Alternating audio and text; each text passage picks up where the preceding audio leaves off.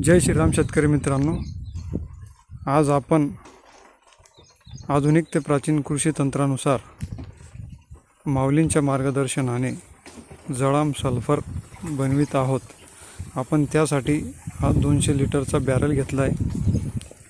आपल्याकडे लहान बॅरल नव्हता म्हणून तर या बॅरलमध्ये आपण सुरुवातीला 5 किलो सल्फर 99%, त्यानंतर 100 ग्रॅम दगडांचा चुरा, 200 ग्रॅम खडे मीठ आणि 4 किलो कॉस्टिक सोडा या सगळ्या वस्तू घेतल्या आहेत। त्यानंतर आपण याच्यात सुरुवातीला 10 लिटर पाणी टाकलं होतं।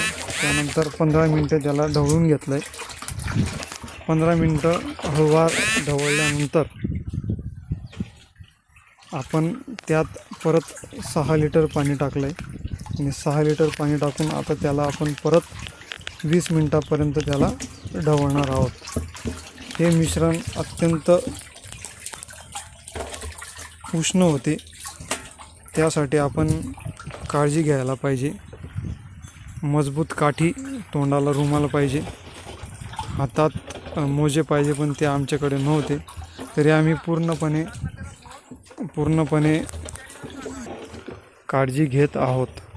तरी जळाम सल्फर हे आता आपण थंड होण्यासाठी याच जागेवर 1 दिवस पूर्ण ठेवणार आहोत आणि उद्या आपण 20 लिटरच्या कॅनमध्ये त्याला भरून घेणार आहोत थंड झाल्यानंतर। तर जळाम सल्फर हे आपल्याला एक अळीनाशक म्हणून, बुरशीनाशक म्हणून